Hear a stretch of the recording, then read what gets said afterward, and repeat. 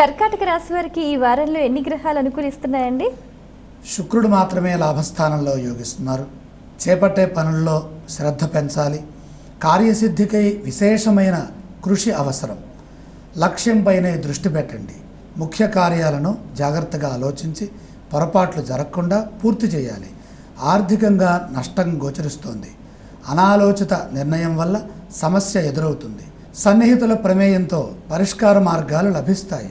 ఆర్థిక వ్యయభారం ఉంటుంది. తెలివిని ప్రదర్శించండి. యోగ్యతను అనుసరించి బాధ్యతాయుతంగా పనిచేస్తే లాభ శుక్రయోగం అనుకూలిస్తుంది. ఆరోగ్యం కాపాడుకోవాలి. ప్రయాణాల్లో జాగ్రత్తలు పాటించండి.